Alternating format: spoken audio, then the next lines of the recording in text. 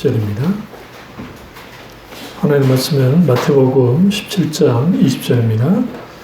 이르시되 너희 믿음이 작은 까닭이라 진실로 너에게 이르노니 만일 너에게 믿음이 겨자씨 하나만큼만 있어도 이 산을 명하여 여기서 저기로 옮겨지라 하면 옮겨질 것이요 또 너희가 못할 것이 없으리라. 아멘. 말씀 제목은 믿음 지식으로부터 탈출하라. 두 번째 시간입니다. 믿음 지식으로부터 탈출하라. 두 번째 시간입니다. 지난주에 그 믿음 지식으로부터 어떻게 탈출할 것인가 그것에 대해서 네 가지를 말씀드렸습니다.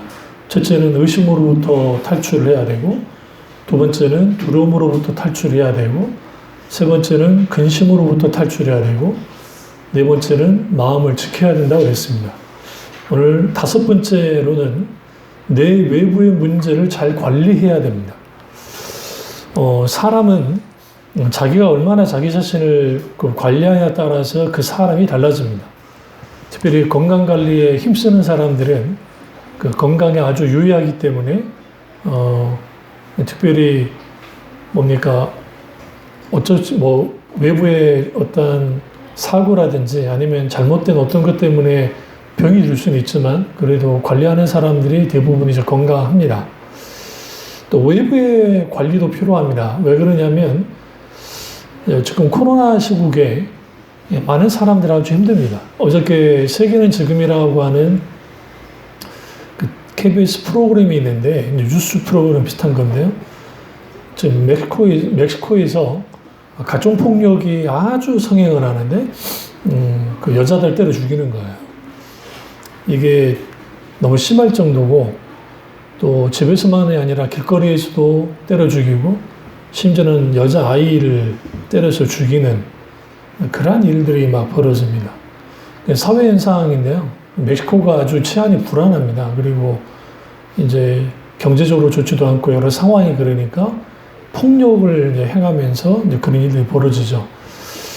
우리가 어떠한 그 내부의 문제는 우리가 나이를 들다 보면 이제 차츰차츰 호르몬이 변화되고 그러면서 마음이 이제 좀 달라지고 여러 가지 문제가 생길 때 있습니다. 그러니까 40살 때와 50살 때의 느낌이 다르고요. 60살 때와 70살 때의 느낌이 다른 것처럼 인간은 기본적으로 인생 주기표를 살면서 그냥 살아가면 안 돼요. 그러니까 관리해야 됩니다. 그 대표적인 게 이제 문제 관리인데요. 내부적인 문제에 우리가 고민하는 것들이 있습니다. 그러니까 20대는 20대의 고민이 있고, 50대는 50대의 고민이 있고, 40대는 40대의 고민이 있고, 70대는 70대의 고민이 있습니다. 문제는 항상 따라다닙니다. 문제 없는 사람은 없습니다. 문제는 내가 원해서 그 문제 가운데 있는 것도 아니고 또 내가 잘못해서 문제 가운데 있을 수도 있지만 결국은 어떤 문제를 당한다 할지라도 어떻게 관리하느냐가 아주 중요합니다. 그러니까 우리 이렇게 생각해요. 내가 지금 당하고 있는 문제의 크기에만 집중해요. 문제의 강도에만 집중을 해요. 근데 사실은 그것을 내가 얼마만큼 관리할 수 있느냐, 그게 아주 중요합니다. 그래서 우리가 기도할 때도 문제 해결에만 두고 기도를 하면 내가 그렇게 기도를 많이 했는데도 불구하고 여전히 문제에 눌려요. 이상할 정도로. 그러니까 무엇이든지 우리는 구해야죠. 문제를 놓고 구했는데도 불구하고 그 이유는 뭐냐면 문제 해결에만 초점을 두다 보니까 문제 해결자 대신 하나님께 초점을 두지 못하는 거야. 그러니까 나는 문제 해결에만, 이 문제만 해결되면 나는 괜찮을 것 같으니까 그거로만 기도를 해. 정작 하나님께 초점을 맞추지 못하는 그러한 일들이 벌어집니다. 예를 들어 병 고치면 문제죠. 하나님 이 병을 고쳐주십시오 라고 기도를 해요. 근데 병 고침만 놓고 기도를 해요. 그게 아주 시급하니까, 아주 중요하니까. 맞아요. 그럼에도 불구하고 우리는 어떻게 해야 되느냐.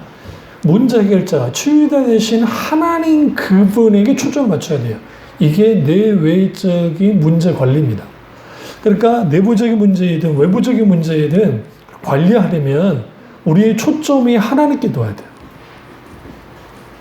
문제는 내 외부의 관리를 잘하지 못하면 믿음이 어떻게 됩니까? 자연스럽게 지식당합니다. 그러니까 별 문제 아닌데 불같이 화를 낼 때 있죠. 왜 그럴까요? 별 문제 아니요. 그 이유는 뭐냐면 그동안 쌓아왔기 때문에. 그동안에 쌓아왔던 것을 한꺼번에 폭발을 해버려요. 그러니까 무슨 일이 벌어지냐면 그동안에 내가 쌓아온 것을 폭발해버리니까 그동안에 그러니까 내가 참았던 것들이 그냥 아무것도 아닌 게 돼버리는 거죠. 또 반대의 경우는 이제 그 분노나 화내는 것은 이게 버릇이 됩니다.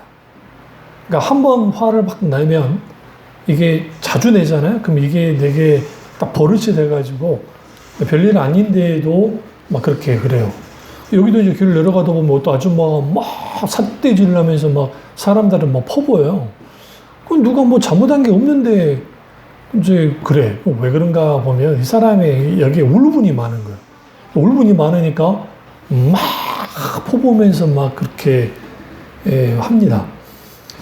그러니까 이제 우리가 내부의 문제이든 외부의 문제이든 외부의 문제는 뭐 경제적인 문제든 아니면 관계의 문제든 기타 등등 어떤 여러 가지 자녀가 속을 썩이든 뭐 어떤 이런 일들 또 아니면 내부적인 문제는 우리 속에 있는 인간은 기본적으로 마음밭을 관리를 하지 못하면 안 돼요. 그래서 그 아이들한테 음악을 들려줄 때에도 요즘 뭐 방탄이다 뭐 트로트다 막 열풍이긴 한데 뭐 세상 음악이라는 것은 뭐 음악 자체가 무조건 죄악시할 필요는 없으니까 그런데 그런 게 그 여러분들에게 영혼까지 막 10년까지 막 만져주지 못해요. 그러니까 순간적으로 기뻐하게 하고 순간적으로 공감해 줄 수는 있지만 그건 뭐하냐 우리는 필요한 게 깊이 찬양을 많이 들어야 됩니다.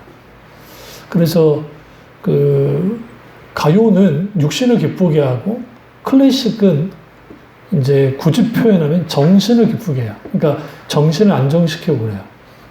그러니까 클래식 음악 같은 경우를 쭉 들어보시면 대부분이 좀 이렇게 차분해져요.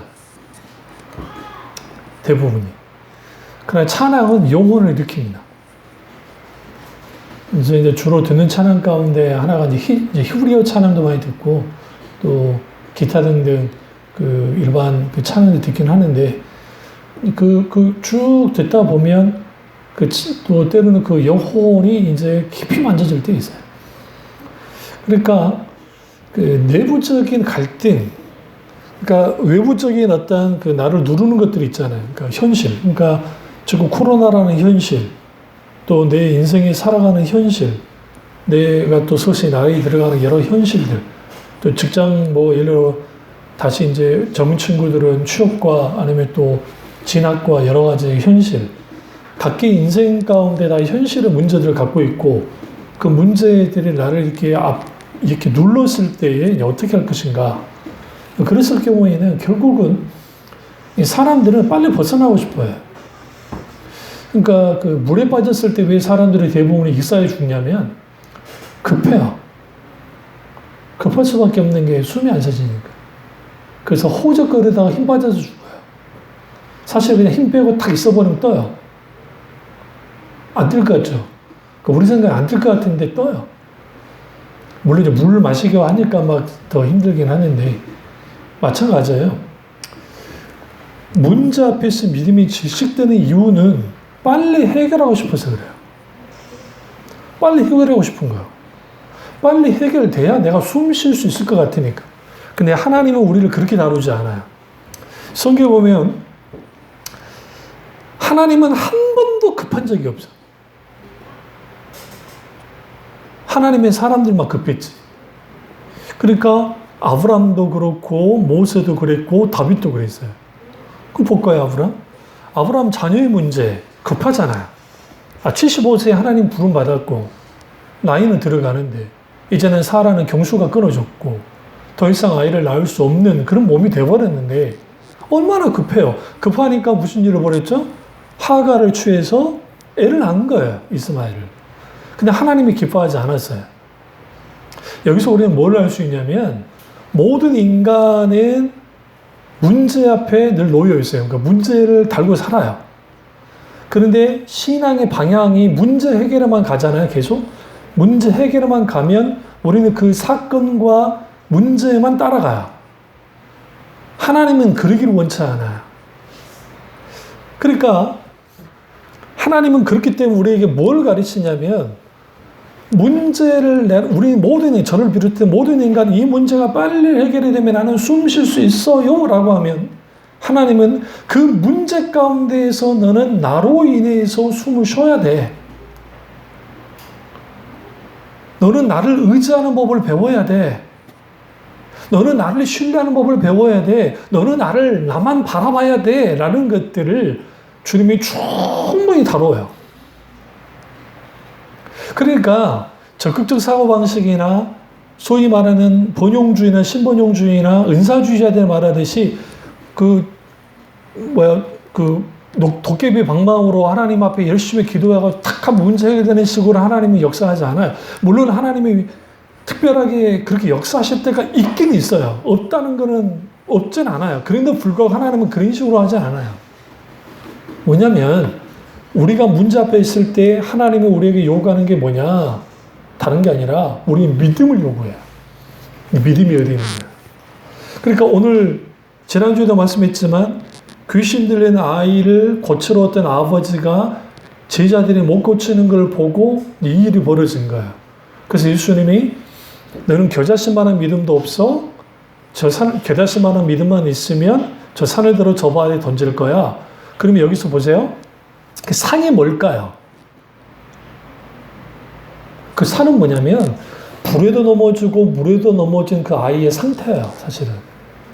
그러니까 히브리 문학 가운데 히브리 문학이라는 게 있어요. 히브리 문학 가운데 산이 상징하는 바는 뭐냐면 그러니까 여기서 말하는 산, 저 산을 들어 저 바다에 던진다는 그 표현은 뭐냐면 산은 불가능을 뜻해요. 그러니까 불가능한 거예요. 옮긴다는 게 불가능하잖아. 그럼 여기서 두 가지가 걸려요. 하나는 겨자씨만한 믿음도 없다는 거, 제자들에게. 문제 앞에서 믿음이 지식돼가지고 겨자씨만한 믿음도 없는 거예요.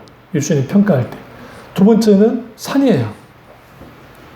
우리의 산이 있어요. 우리의 산. 그게 자녀일 수 있고, 그게 부모일 수도 있고, 그게 내 상황일 수 있고, 그게 환경일 수 있고, 나 자신일 수도 있어요. 그 산이 변하지 않는 산.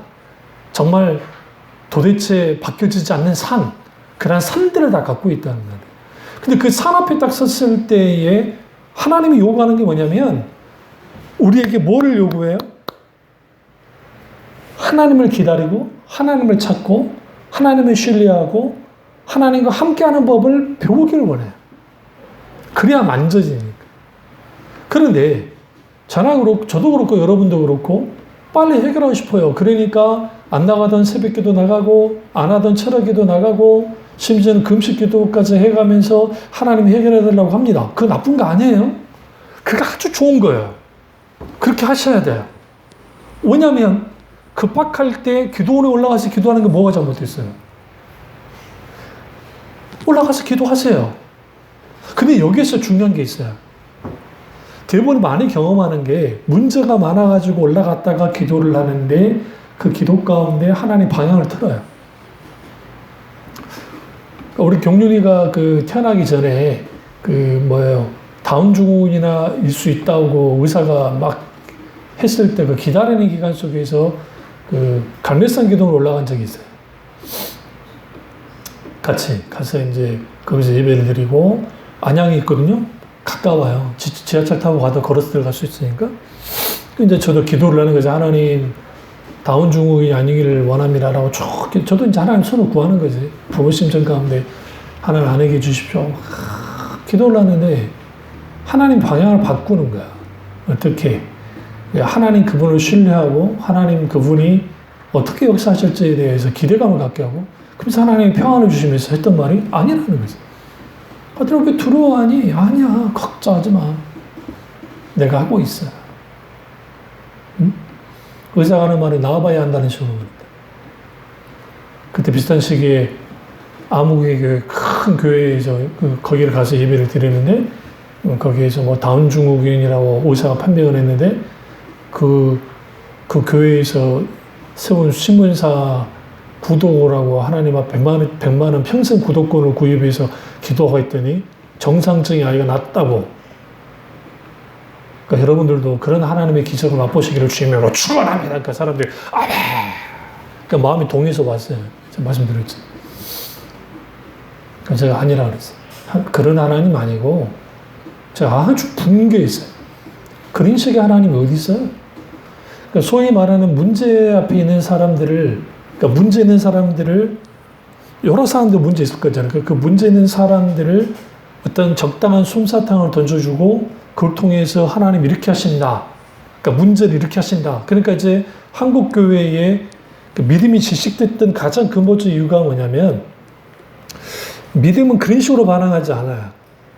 그러니까 숨 쉴 수 없을 때 숨 쉬게 하는 게 믿음인데 그 믿음은 어떻게 반응하냐면 인격적이신 하나님을 신뢰하는 것에서 생겨요. 그러니까 신실하신 하나님. 근데 그 신실하신 하나님에 대한 반응을 해야 되겠는데 믿음 없고 반응해야 되니까 왜 반응을 하지 못하냐면 모든 사람들이 초점이 문제 해결에 가 있어서 그래요. 문제 해결. 하나님이 요구하는 게 뭐냐면 이런 중에도 나를 신뢰하는 거야. 여전히. 그러니까 아브라함이 요구한 게 뭐였냐면 네가 아직 아이를 못 낳았음에도 불구하고 나를 신뢰해야 돼. 근데 아브라함과 사라가 어떻게 했어요? 하나님을 신뢰하지 못한 거예요. 그러니까 하가를 낳아버린 거죠. 그 이스마엘을 낳아버린 거죠. 그러니까 하나님이 13년 동안의 침묵 기간을 줘버려요. 하나님이 침묵해버려요. 그러니까 13년 동안 아브라함이 할 수 있는 것은 하나밖에 없었어요. 하나님과 대화도 못하고 하나님을 찾아도 하나님 응답은 없어. 그러니까 늘 자기 집이 있으면 바로 앞에 나가서 앉아있는 거예요. 계속. 앉아있다가 천사를 맞이합니다. 거기에서 그러니까 우리가 너무나 잘 아는 그 하나님을 이제 모셔드리죠. 그러면서 거기에서 수태고지. 사라가 아이를 1년 뒤에 아이를 낳을 거라고 하는 99세 때 주님이 찾아오셔서 그 말씀합니다. 그때 했던 반응, 두 사람 반응이 똑같았어요. 웃었어요. 여러분, 사람이 너무 말도 안 되면 웃깁니다. 진짜로. 이번에 태풍 오고, 막 여러 가지 와가지고, 막 물난리 나가지고 하셨던 분들 중에, 이번에 또 한 번 더 물난리 난 분이 그분을 뉴스에서 인터뷰를 하는데 여자분인데 웃더라고. 왜 웃는지 아세요? 어이가 없어서. 울고 싶은데 울음이 안 나와. 그러니까 사람이 극한의 고통 가운데 가고 문제 가운데 있잖아요. 눈물보다는 뭐가 나오냐? 헛웃음이 나와요. 이후에 막 몰려오는 눌림은 상상을 초월합니다. 마찬가지로 우리가 문제 앞에 어떻게 반응하느냐에 따라서 그 사람이 믿음이 있는 사람인지 없는 사람인지가 분명히 보여요. 그러니까 내가 믿음으로 반응하느냐 아니면 현실적인 방법과 수단을 가지고 하느냐 내 지혜 가지고 하느냐에 따라서 다 달라져요. 우리가 어떤 큰 문제를 만났을 때 그 사람이 어떻게 행동하는 걸 보면 그 사람이 어떤 사람인지가 드러나요. 그 전에는 막 믿음이 있는 사람 같고 뭐 같은데. 좀 광주 저희 형 교회 같은 경우는 이제 예배를 제대로 못 드리니까 중직들은 그래도 헌금을 잘 하는데 예배에 직접 나와서 헌금을 드리는 게 아니니까 헌금들을 안 해요. 그러니까 재정이 큰 손실을 입은 거예요. 그러니까 목사 입장에서 아주 깊은 이제 고민이 되죠. 노 목사님, 그러니까 당장 형이 사례금은 안 받더라도 노 목사님은 아버지처럼 섬기기 때문에 해드려야 되고, 그리고 부 목사님하고 부교육자 3명이 더 있는데, 그분들은, 대부분 저 때도 그랬지만, 부교육자들이 받고 있는 그러니까 사례금이라는 것이 정말 형편없이 진짜 받거든요. 그럼 그분들한테 사례금을 안 줄 수는 없으니까. 그래서 결단 마음속에, 그럼 나는 안 가져가더라도 어떻게 해야 되는, 그때 내가 안 가져가도, 그러니까 내가 사례금을 이번 달 못 받아도 안 채워져. 그러니까 고민스러운 거예요. 하나님께 기도를 하는데 재정 채워줘라고 기도를 못 하겠고, 그리고 가만히 있는데 통장을 한번 찍어보고 싶다는 마음이 생겨가지고 통장을 딱 찍었더니 3천만 원을 헌금이 들어와 있는 거예요. 3천만 원. 이게 뭔 일인가 했는데 이제 딱 보면 누가 보냈는지 보이잖아요. 입금한가 하니까. 거기에 수석 장로님이 3천만 원 헌금하셨어요. 근데 그분이 부동산업을 하시는데 집을 파셔가지고 집은 판 것에 그러니까 이제 그것에 11조를 3억을 버신 거죠. 11조 3천만 원 헌금했어요. 쉽겠어요? 물어봅시다, 여러분. 뭐 3천만 원 11조에 쉽습니까? 그때 형이 하나님께 감사합니다 하면서 하나님은 여전히 일하고 계신다고. 재정 문제 앞에서 목사도 고민하잖아요. 저도 마찬가지죠. 근데 신기한 게 뭐냐면요. 우리 교회도 그런 경험이 너무 많아요. 어느 교회 이제 재정이 갔다 이제 마나스를 가겠다 이제 할 때 하나님이 신기하게 채워요. 신기하게. 그렇다고 제가 어디 전화해가지고 뭐 도와주세요. 이렇게 해주세요. 그러지 않거든요. 단 한 번도 그런 적이 없어요. 그러니까 우리가 문제를 만났을 때 우리에게 이걸 아셔야 돼. 내가 어떤 큰 문제를 만났으면 하나님이 나를 지금 뭐하고 있다? 내 믿음을 테스트한다고 생각해야 돼. 그럼 내가 어떻게 해야지? 그럼 물어야 돼요. 하나님 내가 이 순간에 어떻게 하길 원하십니까? 모세 보세요. 모세도 똑같아요. 한 300만을 끌고 나왔는데 하나님이 만나까지 내려줬는데 아니 고기를 달라고 사람들이 난리를 치는 거예요. 여러분 탄수화물 좋아하죠? 탄수화물 중독이 돼가지고. 근데 단백질 안 먹으면 힘이 없잖아요. 그러니까 모세가 얼마나 분노를 했냐면 하나님인들 이 많은 숫자 하나님은 고기를 어떻게 먹이겠냐는 거예요.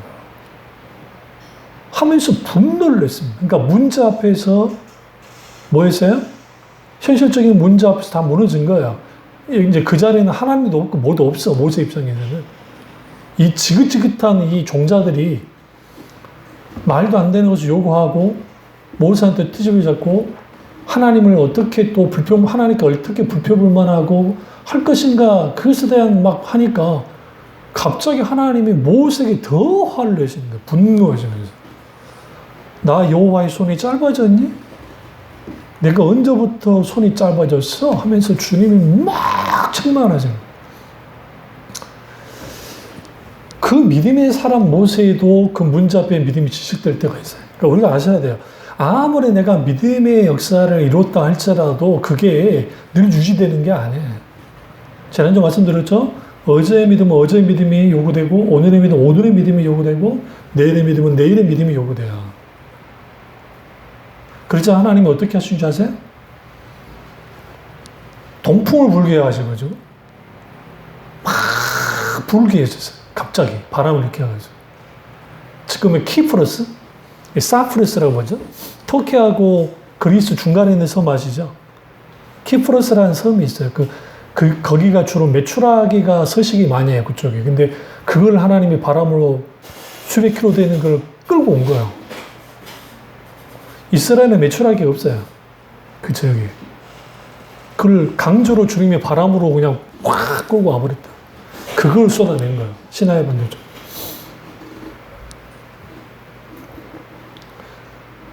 그럼 그 문제 앞에서 아우성쳤던 이스라엘 백성들, 먹는 문제 앞에, 사는 문제 앞에 아우쳤던 백성들, 메추라기 떨어지니까 너도 나도 막 달려 들어가지고 그거 잡아다가 막 틀 뽑고 막 해가지고 요리를 해가지고 이제 딱 이렇게 베어 물었어. 베어 물고 성경이 이렇게 말합니다. 고기가 이 사이에 끼기 전에 탁 하고 씹을 때 이제 딱 끼잖아요. 고기가 그때 하나님과 쳐버린 거예요. 이스라엘 백성들. 모세가 급히 나가가지고 하나님 나를 죽이시고 이스라엘 백성들을 좀 살려달라. 불쌍히 여겨달라고 하니까 그제서야 하나님의 분노가 딱 가라앉아. 그러니까 평상시에 나는 믿음이 있는 사람인 줄 알았는데 막상 내부적인 문제와 외부적인 문제를 만나면 내 믿음조차도 보이지 않는 거예요. 이런 고민 앞에 있는 안소 목사도 마찬가지 여러분도 똑같은 고민이에요. 왜 그렇게 될 수밖에 없었냐면 많은 사람들이 인간은 기본적으로 믿음과는 거리가 멀어요. 왜냐하면 아담과 하와의 원죄, 그러니까 타락하고 난 다음에 모든 인간은 죄의 본성을 갖고 있기 때문에 죄의 본성은 하나님을 늘 대적해요. 그러니까 죄 짓는 데 익숙해요. 아이들 키워보세요. 아이들 어렸을 때, 아이들 키울 때 거짓말 하죠? 안 그래요? 분명히 자기가 했는데 안 했다고 그럴 때, 발뺌할 때 있어요. 어릴 때부터. 인간은 기본적으로 자기 중심적이에요. 자기 중심적이라는 말은 무슨 말이냐면, 자기를 방어하고 자기에 대해서 그렇게 해요. 그러니까 당연히 어떤 문제를 딱 만나게 되면 그 문제가 내가 해결할 만하면 괜찮아요. 그때는. 내가 좀 할 만하면. 그런데 그 이상이 됐을 경우에는 이게 나를 딱 누르는 거예요. 눌러서 어떻게 하냐면 지휘시킬 정도로 해요. 그러니까 이제 수많은 신앙 매뉴얼을 만들어낸 거예요, 사람들이. 소위. 그래서 이렇게 하면 문제가 해결이 되고, 그래서 N교회, 그런 교회 새벽기도, 특별 새벽기도 가면 문제가 다 해결된다는 식으로 만들어 놓고, 새벽기도 가면, 특별 새벽기도 가면, 어디는 또 철학기도 가면 문제가 해결이 되고, 어디 새벽기도 가면 뭐가 되고, 어디 정말 응답 잘 되는 또 그런 기도원이 있고, 하나님 응답 잘하는, 소위 말하는 신령한 터가 있다는 식으로 홍보하면서, 그게 60년도, 70년도, 80년도, 90년도까지 그런 것들이 횡행했단 말이에요. 실제로 또 그런 데 가서 문제 해결을 많이 받았고, 하나님의 은혜가 있었기 때문에 그 시대가. 그러나 문제는 뭐냐면, 여러분, 우리가 어떤 큰 문제를 하나님께 기도응답을 받고 해결했다고 해서 그게 은혜는 아니에요. 왜냐면, 잘 들으세요? 광야 이스라엘 백성들 먹는 문제 해결을 했어요, 하나님. 물 문제도 해결해 줬어요. 근데 그들이 바뀌었나요? 그들이 좀 더 하나님을 신뢰했습니까? 좀 더 하나님 은혜 가운데 살아갔나요? 아니에요. 한국교회가 어떤 큰 실수를 했냐면, 하나님의 기적의 역사, 문제 해결, 만사 형통, 기도가 만사를 변화시킨다, 믿음 만능주의, 이걸 만들어내고 실제로 그랬어. 그리고 그 안에 하나님의 은혜가 많이 있었기 때문에 또 그런 일들이 있던 것 같았어요. 근데 문제는 뭐냐면, 얼마만큼이나 열매를 맺었냐고요. 광야 이스라엘 백성들의 열매는 광야에서 죽는 거였어요. 결국 불신앙 때문에. 이 세대 똑같았어요. 성경 보시면 크게 다르지 않았어요. 3세대 하나님을 잊었어요. 하나님을 알지 못하는 세대가 사사시대 때 등장을 해요. 이게 왜 무서운 거냐면, 우리가 신앙생활 하면서 우리의 믿음이 지식될 수 있는 상황이 펼쳐질 때 있어요. 그러니까 내 내부적이든 외부적이든. 그랬을 때 내가 어떻게 반응해야 중요해요. 그러니까 무조건 하나님께 엎드려야 돼. 빨리 찾으면 찾을수록 내게 뭐가 덜하냐면 문제의 눌림이 덜해요. 그러니까 똑같이 눌려지는 것 같은데 하나님 우편에 계속 나아가면 하나님은 그늘 가운데 들어가는 거야. 시편이 왜 위대하냐면, 시편에 있는 말씀들을 쭉 보세요. 너무 감당하기 힘들어. 죽고 싶어. 당장 하나님 나를 데려가 달라는 그런 상황이에요. 그런데 즉각 하나님께 나가요. 납작업 때문에. 그리고 물어야 돼. 하나님, 이 상황에서 내가 어떻게 하기 원하십니까? 문제 해결보다는 먼저 하나님이 원하는 것을 물어야 돼. 그리고 또 하나의 기도가 필요해. 그게 뭐냐면, 이것을 감당할 만한 믿음을 내게 달라고. 나는 감당할 수 없으니까 하나님이 감당할 수 있는 믿음을 주십시오.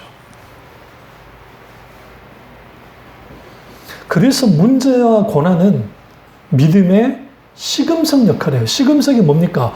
이게 진짜인지 아닌지를 판별하는 거잖아요. 진짜인지 아닌지가 판별이 돼요. 평상시 그냥 그렇게 살아가는 사람 믿음이 있는지 없는지 알 수 없어요. 하지만 어떤 문제를 만났을 때에 그 문제 앞에서 내가 어떻게 반응하는가?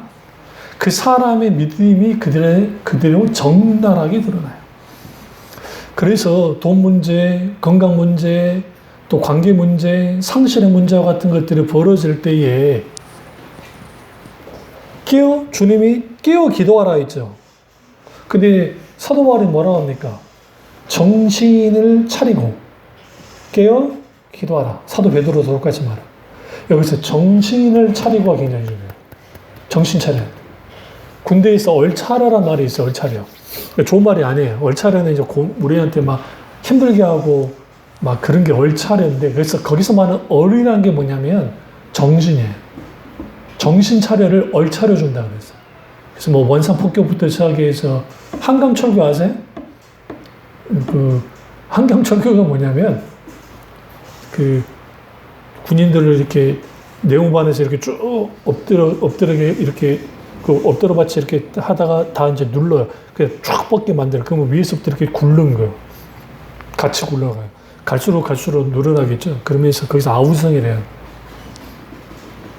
우리 때 이제 얼차려 준 게 그런 거예요. 그건 기본이고, 이제 한겨울에 팬티만 입히고 우통 다 까고 집합시켜서 거기서 물을 뿌린다고요.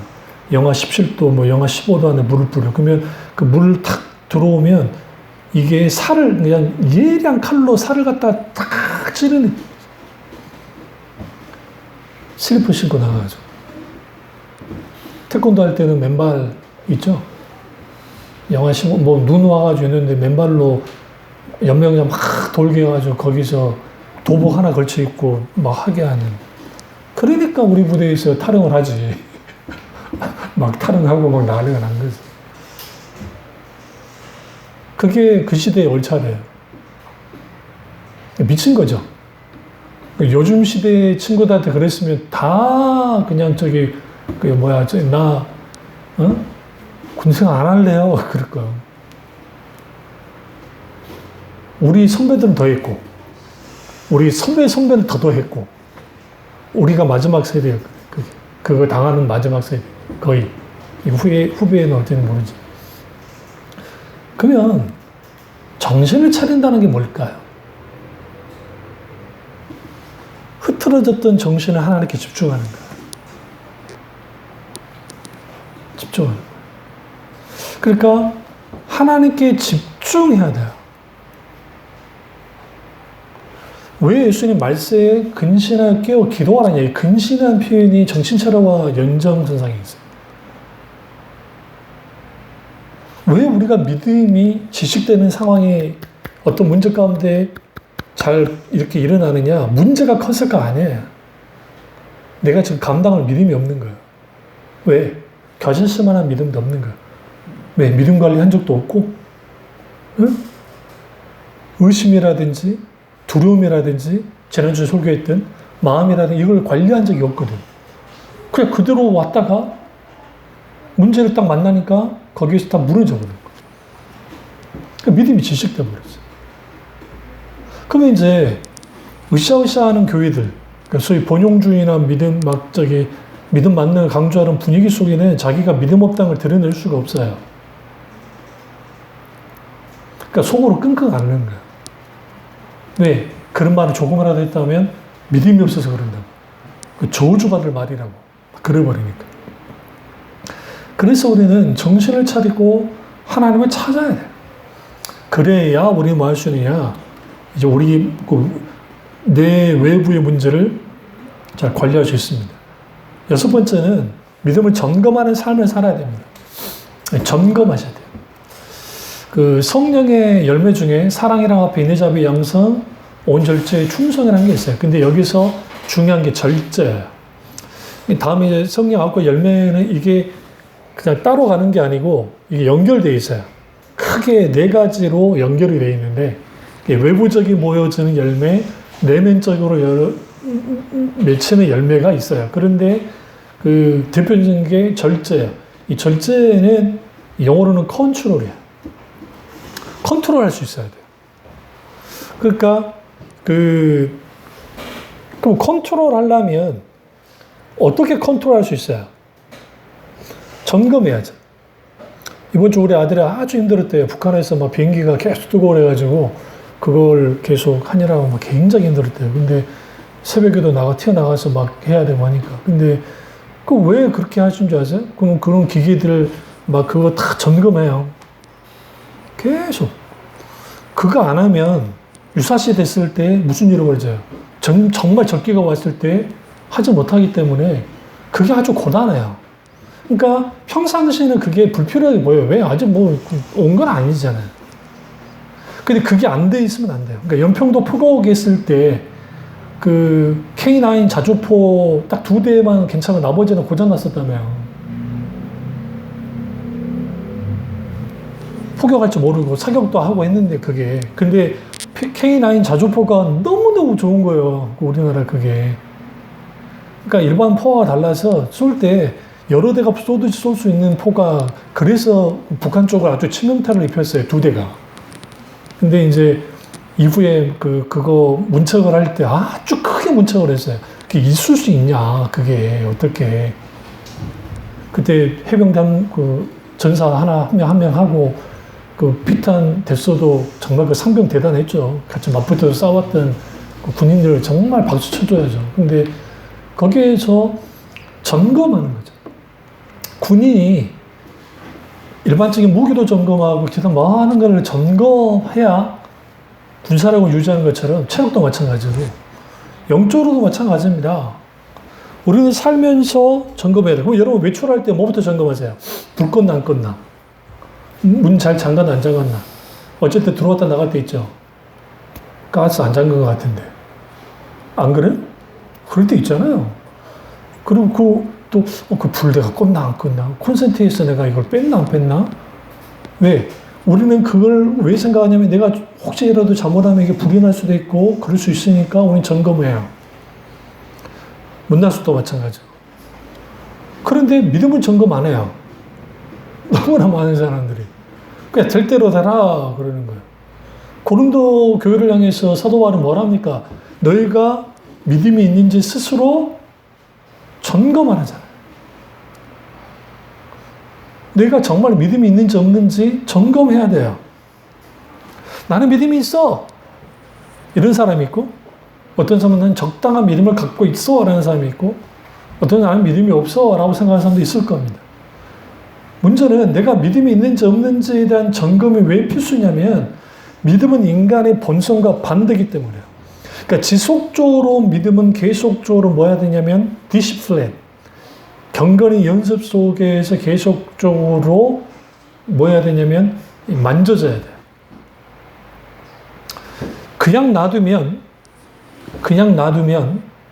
믿음은 계속적으로 뭐 하느냐면 떨어져 나갑니다. 왜? 원죄를 가지고 있는 모든 인간은 하나님을 떠나는 경향성을 갖고 있기 때문에요. 모든 사람이 믿음을 갖는 게 아니에요. 믿음은 하나님이 선물을 주셔야 가져요. 내가 하나님을 믿게 되는 것조차도 하나님의 은혜 가운데 가능해요. 근데 중요한 것은 믿음은 자동적으로 유지되지 않아요. 예를 들어 이거죠. 내가 차가 있어요. 그 차로 시속 150km까지 달릴 수 있어. 왜? 악셀을 밟으면. 그런데 시동을 딱 꺼요. 끄고 내리막길에다 차를 딱 파킹했다 합시다. 근데 거기다 브레이크를 안 잡으면 무슨 일이 벌어집니까? 알아서 미끄러 내려가죠. 그러니까 부주의 때문에 사고 나는 경우가 있잖아요. 뉴스에 어쩌다 한 번씩 나오잖아요. 이거 요즘 차는 좋아가지고 받침목 안 해도 어지간하면 다 이제 안 하도록 제동이 되어 있긴 하지만 그러나 또 그게 안 돼가지고 막 내려와서 막 그렇게 사고가 날 때가 있지 않습니까? 똑같아요. 이렇게 생각하시면 돼요. 믿음은 계속적으로 오르막길을 올라가는 거예요. 신자는. 그래서 내가 계속 올라가는 행위를 하지 않으면, 그러니까 올라가는 믿음의 연습, 혹은 이걸 그래서 루케이도 목사님이 믿음 연습이라는 책을 쓰면서 계속적으로 우리가 믿음이 연습되어져야 우리 믿음이 추락하지 않지. 그러지 않으면 추락한다고. 그러니까 뒤로 밀려나는 거야. 그래서 히브리서 기자가 뭐라 합니까? 하나님은 믿음이 뒤로 물러나는 것을 기뻐하지 않는다. 물러난다는 말은 뭐냐면 뒤로 밀려나는 거야, 계속. 왜 밀려나요? 우리는 계속적으로 뭐 해야 돼요? 믿음이 계속적으로 사용되어져야 돼요. 그럼 믿음이 실질적으로 사용될 때는 어떻게 사용되는 거예요? 기도, 믿음의 고백, 믿음의 확신, 선언, 선포를 통해서 그래요. 실제로 또 순종을 통해서 믿음의 역사가 나타납니다. 그래서 우리가 믿음은 무조건 그렇게 생각해야 돼요. 믿음은 자동적으로 유지되지 않는다. 한국교회 전통은 뭐냐면 주일 예배를 아주 중요시하는 것까지는 좋아요. 그런데 너무나 많은 교인들이 주일 예배, 11시 예배, 목사님 설교로 일주일을 살겠다고 작정을 해요. 그리고 장로님들이 대표 기도하실 때 하나님 이제 이 말씀으로 일주일 동안 살아가게 하옵소서. 선포된 말씀은.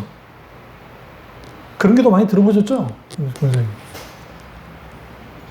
아니 물론 일주일 동안 선포된 설교로 살아갈 수는 있어요. 일주일 동안 묵상하면서 깊이 묵상하면서 그 말씀과 살아갈 수 있어요. 그러나 실제로 그게 불가능해요. 이렇게 생각하면 돼요. 주일마다 나와서 예배 드릴 때 목사님 설교는 계속 조정시키는 거예요. 우리가 좀 옆으로 비껴나갔던 것을 조정시키고 바른 방향으로 조정시켜줘요. 저같이 장롱 운전 면허 사람들은 속도 내면 옆으로 가잖아요. 안 가나요? 우리 같은 사람 그래요. 이게 감이 없으니까. 나는 분명히 똑바로 가는 줄 알았는데 제가 자유로 달릴 때 그때 김성우 집사가 해줄 때 살짝 움찔움찔해. 나는 똑바로 간 줄 알았는데 옆으로 붙는 거예요. 차에. 그러니까 움찔움찔 또 보고 나한테 눈치 빠르니까 옆으로 살짝 돌리고 그리고 어느 정도 이제 많이 되어지면 크게 하지 않아도 어느 정도 감으로 가잖아요. 마찬가지예요. 뭐냐? 조정해야 돼. 이번에 테슬라 자율주행차를 가지고 운전자와 읽으셨죠? 조수석에 앉는 사람이 자고 가다가 경찰한테 걸려가지고 딱지 끊었다고. 자율주행 2단계로 해놓고 150km 달렸대요. 자기들은 자고 운전대 손에 떼버리고. 큰일 날 뻔한 거예요. 그럼 그 경찰이 어떻게 하느냐. 속도도 줄이는 안 줄이고 또 하나는 운전자가 안 보이더래요. 이렇게 하고 있습니다. 여러분, 그런 식의 믿음 생활 불가능해요. 믿음의 자율주행은 없어요. 믿음은 매 순간순간 어떻게 해요? 조종하는 거예요. 하나님께. 하나님의 말씀으로 조종하는 거예요. 계속. 제가 말씀드렸죠? 우리나라 지구에서 달로 딱 쏘았을 때 궤도 수정을 5만 번 한다니까요. 우리 생각에 딱 잘 보이잖아요. 오늘 현대과학이 얼마나 해요. 슈퍼컴퓨터로 엄청난 컴퓨터로 계산을 하고 쏴도 거기 다다르기까지 뭐 한다고요? 5만 번의 수정을 가하면서 그게 그래야 들어가요. 왜? 지금 내가 우주는 조금만, 아주 멀기 때문에 조금만 빗나가도 옆으로 빗나가버려요. 믿음도 똑같아요. 우주보다 크신 하나님과의 관계 속에 가질 때는 순간순간 뭐 해야 돼요? 조정해야 돼요. 그래서 점검한다는 것은 뭘 의미하냐면 내가 지금 이런 상황에서 믿음 있는 자로서 신앙생활을 했는가 안 했는가, 또 내가 믿음으로 하지 않는 모든 것은 죄라고 했으니까 그럼 정말 내가 정말 믿음으로 한 것인지를 들여다봐야 돼요. 교회 나와서 할렐루야 아멘, 목사님 설교할 때마다 아멘, 목사님이 기침해도 아멘, 재채기도 아멘, 그렇게 한다고 해서 그들이 믿음 있는 사람인가? 그렇지 않습니다. 저는 늘 말씀드리지만 믿음이 결판나는 것은 삶의 현장이에요. 내 삶의 일터. 거기서 내 믿음이 실제로 드러나는 거예요. 신념이 믿음이 아닙니다. 믿음은 인격체신 하나님에 대한 전적인 신뢰와 확신이에요. 그래서 우리는 뭘 애써야 되냐면 믿음에 의한 삶을 애써야 돼요. 믿음을 점검한다는 것은 결국은 내 믿음이 예수님과 같은 하나님의 사람들 같은 믿음인가? 우리는 색깔도 다 같아야 돼요. 왜 그러냐면 사도 바울이 그렇고 그렇잖아요. 우리는 사도들과 선지자들과 사도들의 터 위에 세워졌어요. 교회가. 교회는 뭐예요? 교회는 세상에 있던 사람들을 밖으로 불러내어 모인 자들의 무리가 에클레시아, 밖으로 불러내다. 이게 교회예요. 근데 그 교회는 어떤 사람이냐? 선지자들과 사도들과 같은 믿음을 갖고 있는 사람들이에요. 그러니까 유럽 가가지고 여러분 제발 놀러 갔다고 초 키고 그때 비는 얘기 하지 마세요. 제발. 응? 돈 달라 그래요. 재미로는 하세요. 사진 찍어야지 또. 그래도 그 재미까지는 내가 하지 않지만 그 진심으로 담아서 기도하나 그런 거 하지 말라고요. 재미는 몰라도. 왜? 그런 식의 하나님이 아니에요. 하나님 왜 그런 분이에요? 그건 종교예요, 종교. 러시아 종교이든 카톨릭이든 오늘날 교회 안에서도 이런 게 많아요, 생각보다. 일종의 그들이 만들어낸 특별한 신앙 매뉴얼. 그 매뉴얼대로 하면 복 받고, 매뉴얼대로 하면 문제 해결되고, 매뉴얼대로 하면 뭔가 다 잘 되는 그런 게 어딨냐고 도대체. 그런 게 어딨냐고요. 그들이 만들어낸 논리지. 하나님을 잘 들으셔. 기도하면서 하나님을 움직이려 들으면 안 돼요. 그러니까 우리는 기도하면서 하나님을 움직이라고 그래요. 하나님은 절대로 안 움직여. 왜? 하나님은 절대적인 주권자이기 때문에. 하나님은 딱 두 가지 때문에 움직여. 하나는 우리의 믿음을 보시고 움직이고, 또 하나님은 우리의 사랑을 보시고 움직여요. 이걸 또 광의적으로 표현하면 헤세드. 그러니까 하나님이 우리 가운데 인자하심으로 움직여요. 뭘 보고 움직이신다고? 믿음. 그러니까 문제를 만났을 때 하나님 우리에게 믿음을 요구하시고, 우리가 아무리 급하다고 해서 하나님이 급하지 않아요. 근데 나는 분명히 급해. 홍해 앞에 있었던 모세가 급해. 급하죠. 바로 군대가 날 다 죽이려 하는데. 아브람도 급하고, 다윗도 급해요. 사울이 죽이려고 삼경업으로 에워싸서 죽이려고 그래요. 급해요. 급한데 하나님은 안 급해. 죄송한데요? 우리 하나님께는 죄송한 말인데, 이러다 또 저 나무기 목사라고 나도 돌맞춰 짓지만 우리 하나님이 독종이에요. 얼마나 독종이시냐면 사랑하는 아들이 십자가에 죽을 때도 안 급했어요. 이 말씀은 하나님 모욕하려는 게 아니에요. 제가 역설적으로 말씀드리는 거예요. 하나님의 아들이 십자가에 죽을 때도 하나님은 참고 보셨어요. 뭐가 급해요? 그게 가장 급하죠. 하나님이 죽음의 자리인데. 그럼 하나님은 뭘 원하는 거예요? 믿음이에요. 뭘 원해요? 어떻게 하는지를 원해요. 우리가 어떻게 할지. 그래서 모세가 홍해 앞에 섰을 때 그가 할 수 있는 게 기도밖에 없어요. 그러니까 하나님이 딱 뭐라고 말씀하니? 너 뭐하니? 우리가 이런 실수를 할 수 있어요. 목사님이 기도하니까 기도해야지. 기도만 해. 근데 여기서 기도인데 중요한 게 뭐냐면 모세가 기도하고 있어요. 그랬는데 하나님 너 뭐하니? 기도하는데요? 아니 왜 기도하냐고? 지금 이 시점은 기도할 시간이 아니야. 네 손에 뭐 들고 있어? 지팡이 있는데요? 지팡이를 들어 뭐하라? 홍해에 가리켜라. 때린 거 아니에요. 헐리우드가 만들어낸 거예요. 절대로. 이렇게 치면 홍해가 그는 헐리우드가 만들어낸 거예요. 가리켜라.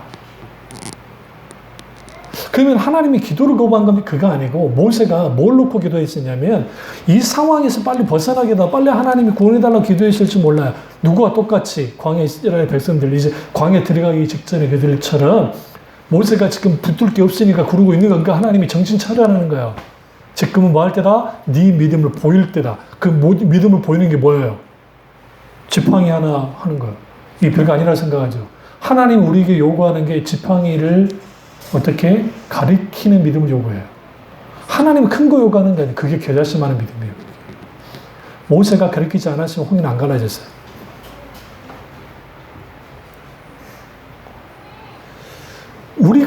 하나님은 우리에게 모든 걸 책임져라 하지 않아요. 근데 하나님이 요구하는 것은 네게 지금 너의 믿음이 어디 있느냐라는 거예요. 그는 구약부터 시작해서 신약에 이르기까지 다 똑같아요. 그래서 하나님은 계속 우리에게 너 믿음이 있냐 없느냐 계속 그 부분에 대해서 주님이 계속 물으세요. 우리는 내 믿음을 점검해야 돼. 걱정하지 마세요. 내가 하나도 믿음이 없는 것 같을 때가 있어. 난 믿음을 다 쏟아버리는 것 같아요. 곧 시작하면 돼 다시 또. 그렇다고 내 믿음은 다 쏟아지진 않아요. 중요한 거는 믿음을 뭐 하는 거예요? 점검하는 거예요. 점검하는 거예요. 내가 믿음이 있는지 없는지. 그래서 오늘 내가 믿음의 기적을 맛봤다고 해서 내일의 기적이 자동적으로 일어나는 것은 아니기 때문에 늘 우리는 뭐 해야 돼요? 어제의 믿음은 어제의 믿음이 필요하고, 오늘의 믿음은 오늘의 믿음이 필요하고, 내일의 믿음은 내일의 믿음이 필요하다는 사실을 알고 내 믿음은 점검을 잘 해야 돼요. 그러려면 매 순간순간 하나님을 묵상하고 하나님 말씀을 깊이 읽고, 그리고 설교 말씀을 듣고 기도하고 찬양하고, 아주 기본적인 것은 우리 몸에 배어 있어야 돼요. 신앙 양서들도 많이 읽어야 돼요. 마지막 7번째는 믿음 질서부터 우리가 벗어나려면, 탈출하려면 어떻게 해야 되냐? 하나님과 친밀한 교제하는 삶을 살아야 됩니다. 이건 아주 필수적이에요. 보세요. 믿음의 크기는 하나님과의 관계의 깊이와 비례해요. 친밀도와. 그러니까 다시 말씀드립니다. 믿음의 크기. 그러니까 성경은 이렇게 표현해요. 큰 믿음이라는 표현을 말하지만 참 믿음에 대해서도 말해요. 참된 믿음에 대해서도. 근데 그 큰 믿음이라는 것은 결국은 내가 뭔가 크게 담대함이 있어가지고 크게 믿는다는 차원이 아니에요, 사실은. 물론 이건 있어요. 은사 중에 믿음의 은사가 있잖아요. 이걸 다이나마이트 같은 강력한 그 믿음의 역사 있어요. 강력한. 이게 이제 은사적으로 주어져. 이때는 강한 담대함과 담력을 가지고 믿음의 역사가 나타날 때도 있어요. 그 은사적으로 주어지는 거예요. 근데 여기서 말하는 믿음은 관계적으로 주어져요. 그러니까 모든 믿음은 관계적이에요. 하나님과 관계적. 하나님 말씀과의 어떤 그러니까 뭡니까? 그 말씀이 나의 척도. 이걸 캐논이라고 하는데, 자가 돼야 돼. 자, 바로미터. 잣대로 져야죠. 자로. 이스라엘 성지순례 가면 지금의 팔레스틴, 그러니까 골란 공원 지역의 고고학자들이 발굴하다가 옛날 예수님 당시 살았던 터전들이 발견이 돼가지고 이제 그걸 복원하는 과정에서 집을 짓는 그걸 만들어 놨어요. 다 완성된 거 이제 집을 짓는 과정을 보여주는 거죠. 인위적으로 이제 만들어낸 거예요. 복원하면서. 근데 거기에 다림줄이 있는 거예요. 근데 이제 다림줄이 나는 이렇게 세모나게 가지고 아주 그렇게 된 다림줄도 분명히 있어요. 근데 거기는 우리 일반 그 구운 벽돌 있죠. 그러니까 우리 눈에 보이는 구운 벽돌을 나무 이렇게 하고 그것도 탁 해놓은 거예요. 줄을. 그 다림줄이에요. 다림줄이 뭐예요? 하나님 말씀입니다. 우리 말씀을 가까이 해야 돼요. 우리 아이들 성경 필사한 걸 보면서 느낀 게 있어요. 뭘 느끼냐면, 아주 우리 헌현이 아주 고생했어요. 유튜브 애들이 이 정도 한 것은 정말 대단한 거예요. 더더군다나 우리 헌이는 진짜 대단한 거예요. 다른 건 아니고. 이 기적이라고 생각해요. 그리고 우리 의외로 우리 민준이는 또 위에다가 그 종이 붙여놓은 걸 보면서 얘가 생각보다 꼼꼼하다는 걸 내가 또 정말 느꼈고, 또 우리 정예소의 아름다운 글씨를 보면서 얘는 차분한 소녀. 누가 알겠어. 그 차분한 소녀. 아주 예쁘게. 또 왜 그걸 지금 애들은 불행하게도 2탄, 3탄을 또 준비해놨어요. 지금 시키면 안 할 거니까 추석 지나고 좀 시간 지난 다음에 이제 한번 할 건데요. 다른 거야. 이제 다른 건데. 왜 이렇게 하느냐? 말씀을 가까이 해야 돼. 그리고 이 말씀이 내게 풍요로워야 돼. 여러분, 여자분들은 대화할 거리가 많으니까 남자들 가장 이해 안 되는 게 8대 불가사의 하나 중에 하나가 여자들은 만나서 할 얘기가 그렇게 많다는 거야. 매일 만나는데도. 우리 남자는 그런 게 없어. 우리 아들하고 저기 통화를 하는데 30초가 뭐야? 20초면 끝나. 왜 줘? 그래. 우리 세계를 모르는 거야. 우리는 모든 언어 속에 다 함축되어 있어. 그게. 진짜로. 물론 이제 저같이 50대 넘어가는 스타일들은 이제 달라집니다. 여성 호르몬이 많아지면서 말이 많아지긴 하지만, 그래요. 그러면 하나님과 친밀한 교제를 나눠야 되잖아요. 대화할 게 필요하잖아요. spiritual resource, 영적인 자원이 필요해요. 우리에게. 그러니까 이걸 영적 자원에서 가장 중요한 게 풍성한 자원이 하나님 말씀이에요. 다바르라고. 그러니까 하나님의 사람들이 하나님과 관계 속에서 있을 때에 시편에서 쫙 묻어나는 게 뭐냐면 예수님도 마찬가지고 충만히 하나님의 말씀 가운데서 하나님을 깊이 묵상했어요. 묵상기도는 혼자 생각하는 기도가 아니에요. 묵상기도는 말씀을 충분히 깊이 읽으면서 그 속에서 깨달아진 말씀을 가지고 하나님과 교제 나누는 게 묵상기도예요, 사실은. 그리고 우리에게 필요한 건 뭐냐면 친밀한 교제를 나눠야 되겠는데 그 친밀도가 내 믿음을 좌우해요. 친밀도. 하나님과 친하셔야 돼요. 대면대면하면 안 돼요. 정말. 여러분 모르는 사람한테 속마음 안 털어놓잖아요. 근데 털어놓읍디다. 저번에 이린 집사 우리 집들이 예배 들어갈 때 지하철 타고 왔잖아요. 권사님이 한쪽 자리에 앉았는데 어떤 분이 자기 속 이야기 다 합디다. 우리가 그 자식이 뭔지 우리가 뭔 관심. 그때 우리 권사님 같이 또 맞장구 쳐주네. 그러니까 또 같이 해. 내가 알았어요. 65세 이상 되면 모든 거는 무장해제야 되고 할 말 못하면 다 한다. 모르는 사람에게도. 근데 왜 하는 줄 아세요? 그게 꼴낌이 없어요. 일단. 그리고 그건 말해도 된다고 생각해. 그러나 우리 젊은 청년들은 진저를 내치죠. 왜 그럴까? 근데 저는 나이가 드니까 나도 할 말 못하면 할 때가 있어. 저거지. 목사님들이 내가 왜 그 말을 했을까? 친화력이 좋아진 거예요. 그러니까 친화력이. 그러니까 일단 사람을 의심하면서 가진 않기 때문에. 근데 유럽에도 그런 나라가 하나 있는데 그게 이탈리아예요. 이탈리아 남자들 엄청난 말 많고 이탈리아 사람들이 그래요. 우리랑 기질이 거의 똑같아요. 사람들이.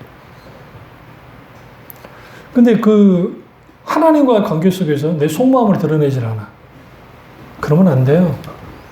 속상하고 힘들고 어렵고 아플 때 하세요. 기쁠 때 하나님께 표현하세요. 우리가 이렇게 할 때에 하나님과 친밀한 관계를 가져요. 그러면 보세요. 성경에서 강한 믿음의 역사를 이뤘던 사람들의 공통적인 특징은 다 뭐냐면 하나님과 다 친했어요. 달리 표현하면 하나님과 가까웠어요. 굉장히. 그래서 아브라함을 향해서는 뭐라고 표현했어요? 나의 보시라, 나의 친구라 했어요. 그러니까 하나님이 친구라 할 정도로 가까웠어요. 모세는 나의 종 중의 종. 그러니까 이 세상에서 모세만큼 온유한 자가 없고 모세와 나는 대면할 정도. 그러니까 1대1로 만나서 서로 이야기 나눌 정도다고 했어요. 주님. 하나님께서. 다윗은요. 한 발 더 나가요. 하나님이. 이신점심. 네 마음 내가 알고 내 마음 다윗 너 마음 내가 알아. 하나님이 알아. 마음이 통했다. 그럼 그 세 명만 딱 보고 하나님 사람 많지만 그들의 공통적인 특징이 뭐야? 강력한 믿음의 역사가 나타났어요. 그들을 통해서. 근데 어떤 믿음의 역사가 나타나냐? 하나님 크기만큼의 역사가 나타났어요. 제가 그 말씀 드리려고 하는 거예요. 우리 가운데 하나님 크기만큼의 역사가 나타나. 하나님은 하나님의 역사하실 때 하나님 크기만큼 역사를 해요. 왜? 그래야 하나님의 영광 받으시니까. 그래야 영광 받으시니까. 근데 우리는 이거예요. 하나님 빨리 역사해 주세요. 그래야 내가 빨리 이 문제로부터 벗어나니까. 빨리 해결되니까. 그래서 하나님 우리에게 요구하는 건 뭐냐면 하나님과 가까워지는 거예요. 하나님과 친밀한 교제를 나누는 사람들은, 관계를 깊이 하는 사람들은 믿음의 역사와 사랑의 수고와 소망의 인내가 있었어요. 이게 사도 바울이 말했던, 사도 바울이 데살로니가 교인을 향해서 말했던 신앙의 핵심이에요. 기독 신앙은 믿음, 사랑, 소망인데 사랑의 수고와 소망의 인내와 믿음의 역사. 믿음의 역사가 있어야 돼요. 사랑의 수고가 있어야 돼요. 소망이 있네. 소망에서 인내를 하죠. 이 세 개가 있으면 우리의 믿음은 흔들리지 않습니다. 믿음 당연히 질식하지 않죠. 질식되는 믿음이 왜 생겨요? 물론 마음이 무너질 때도 있고 때로는 내가 아파할 때도 있고 때로는 내가 정말 믿음이 없는 사람처럼 있을 수 있는데 아까 우리 기도하면서 의인이 되게 달랬는데 그 의인 누구예요? 믿음으로 말미암아 사는 자들이에요. 하박국 그러잖아요. 의인은 믿음으로 말미암아 살리란 것 같으니라. 믿음으로 말미암아 사는 자들이 의인이에요. 그래서 믿음에 의한 삶을 사는 사람들은 거기에서 뭐가 일어나요? 믿음의 역사가 나타나죠. 당연히 사랑의 수고를 해요. 우리 자녀들을 위해서 할 때 식사를 내가 애들을 위해서 음식을 준비하고 하는 것들 다 사랑의 수고. 주님 안에서 하셔요. 소망이 있네. 어떻게 있네요? 하나님의 소망이 있는 거예요. 그 소망이 나를 인내케 만들면 거기에서 뭐가 일어나요? 내가 앞뒤 좌우로 우겨 쌓여서 고통스러워. 근데 하나님의 사람, 히브리서가 뭐라고 말합니까? 신자는, 믿는 자는 우겨 쌓이지 아니한다. 우겨 쌓는다는 게 포효해가지고 나를 죽이려고 하는 거예요. 원수가 세상이 우리의 죄성이. 그런데 우겨 쌓이지 않는 거예요. 뭐가 그렇게 만들어요? 믿음이 그렇게 만들어요. 그래서 사탄이 뭘 공격해요? 우리의 믿음 없애는 거. 믿음을 무너뜨리고 갑자기 감정적으로든 어떤 상황 환경적으로든 그걸로 공격을 하는 거죠. 그걸로 믿음을 질식시키면 아무것도 안 해요. 거기에 뭐 수천 몇 명의 모임들 뭐 할 것이며 수만 명의 모임 뭐 할 것이에요. 사탄이 가장 두려워한 게 뭔지 아세요? 믿음의 사람 한 명이에요. 왜냐하면 그 믿음의 사람 한 명이 어떻게 해요? 성경 말하잖아요. 한 명이 1000명을 감당하고 2명이 10,000명을 감당해요. 이게 믿음의 법칙이에요. 한 명이 1000명을 감당을 해요. 그런데 2명이 10,000명, 10배를 뛰어요. 10배가 아니죠. 1000배를 뛰어요.